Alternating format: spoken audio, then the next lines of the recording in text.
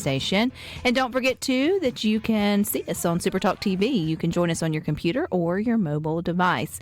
Now, November is National Adoption Month, and the Mississippi Department of Child Protection Services is hosting Forever Loved celebrations across the state. I think that's a good thing. Miss Andrea Sanders, who's the commissioner of MDCPS, is joining us today to celebrate a little bit more. Hey, Andrea.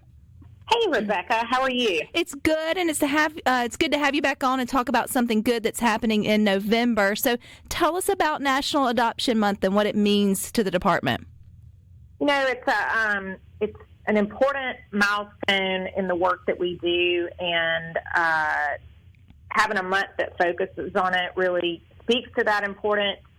You know, when we protect children from child abuse and neglect, we try really hard to provide services that might help stabilize that family, but sometimes it's just not safe for the child to go back home. And when that's the case, we need to find a permanent family placement for them as soon as possible. Those connections and that sense of belonging is really important to help children heal from trauma. So we love November. It's a time of joy.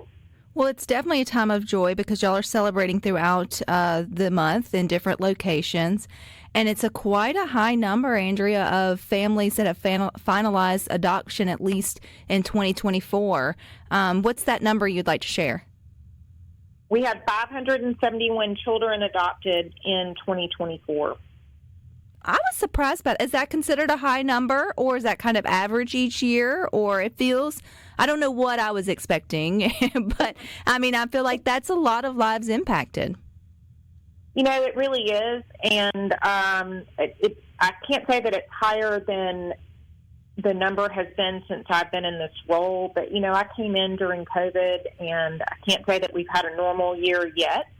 But 571 kids is similar to what we adopted in the last 2 years, but each one of those is a individual child who now has a home and a family that they know will be there for them, and so it's certainly something to celebrate. So y'all celebrate these through Forever Loved celebrations. I love the name of it. And you do it throughout the state. I'm sure these are organized events. So what kind of happens at these special celebrations? Well, we invite the families who've adopted through the agency, and we invite them to bring their children and come to a family-friendly event. And our staff is there. It is not open to the public because of privacy issues, but we really try to provide a fun opportunity for families to spend time together.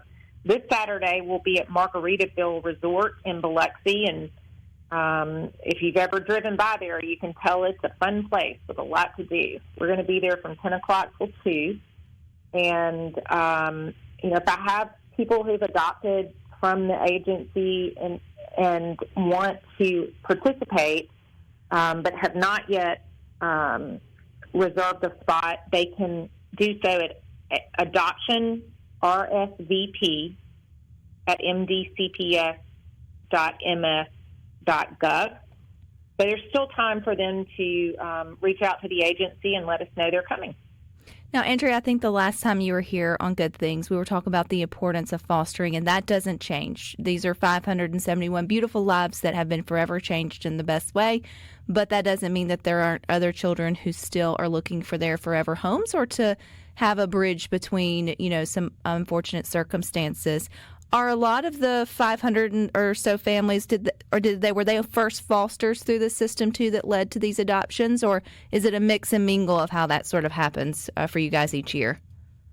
They actually all foster before they adopt. It's both a federal and state requirement.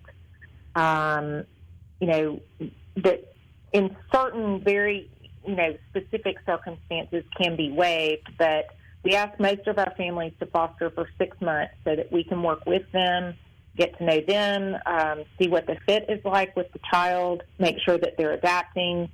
And, you know, and that's because of the unique nature of the children that they're adopting. These children have, by definition, been through trauma, possibly repeated trauma, and so it's really important that we not launch into another relationship that may not work. That just traumatizes the child further.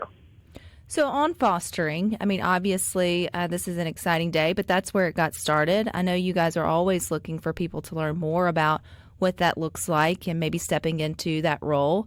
So what do we want to keep in mind still, Andrea, as we still celebrate these 570 adoptions, but also knowing that there's still room for more foster families in Mississippi?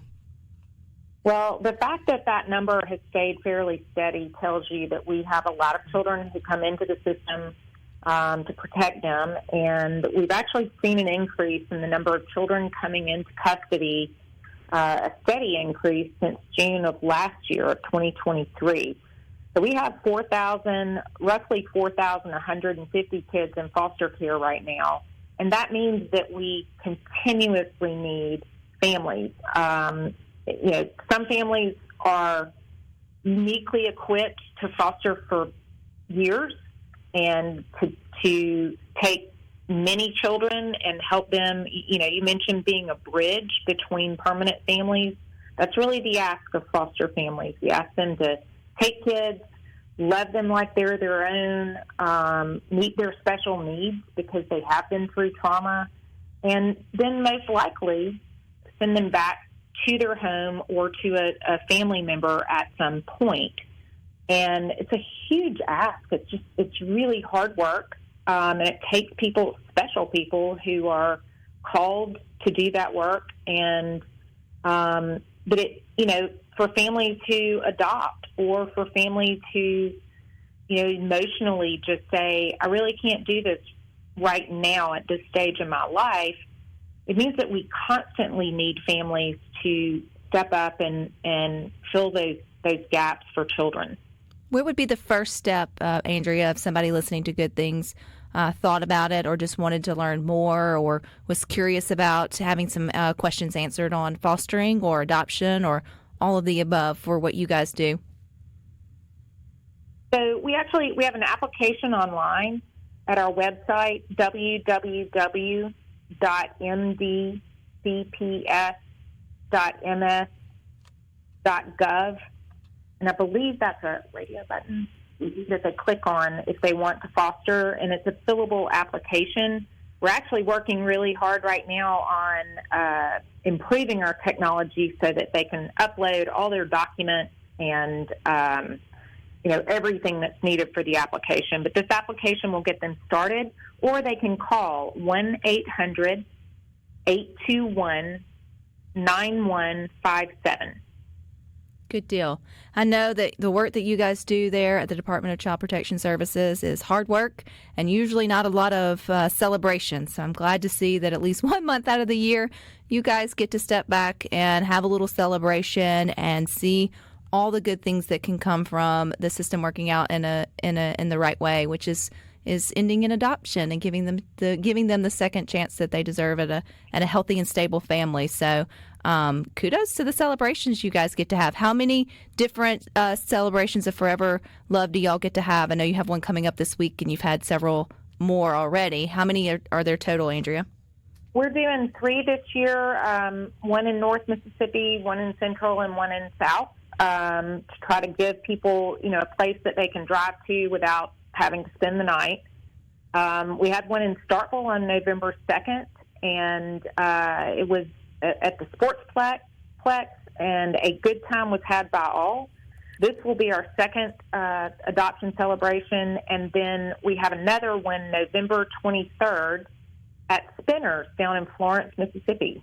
So just good family fun, and it's an opportunity for us to show these families how much we love and appreciate them, and the very special role they play for children who've become very dear to us during the time that we work with them. Well, good stuff, Andrea. I appreciate your time here on Good Things. Look forward to having you back anytime, and thank you for your time. Thanks, Rebecca. It's always a pleasure to be on your show. All righty, you guys stick with us. We got some more fun for you coming up next.